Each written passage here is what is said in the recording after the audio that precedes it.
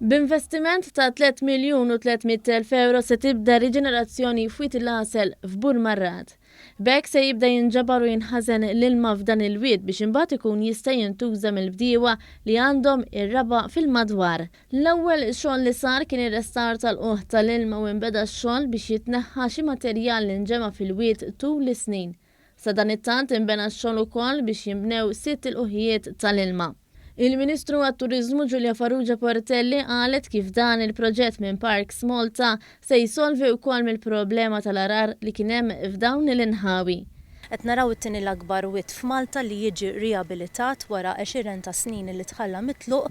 L-an prinċipali huwa li aħna nirriabilitaw dan il-wied imma wkoll insolvu partijiet mill-problema tal-arar li qed taffettwa tul is-snin il-bdiewa li għandhom l-għelliq hawnhekk. Bħalissa għaddej ukoll ir-restawr tal-ħitan tal-ġnub tal-wied, ir-restawr tal-ħitan tas-sejjieħ u tneħħija tas-siġar u pjanti invażivi.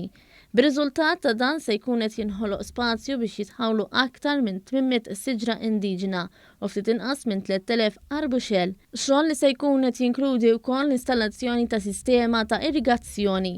Il-Ministru għall-Infrastruttura Ian Borg spjega kif għal diversi snin xi bdiewa lanqas biss kellhom aċċess adekwat għall-għelieqi tagħhom. Din l-infrastruttura tkun qiegħda tgħin lil min veru jaħdem ir-raba mill-min veru ikun hawnhekk xemx u xita u forsi għal ħafna snin stenna li jkun hawn dawn l-intervent biex ikun jista' jidħol ġol l-għelieqi tiegħu biex ikun jista' jgawdi anke mill-ilma li jaqa'.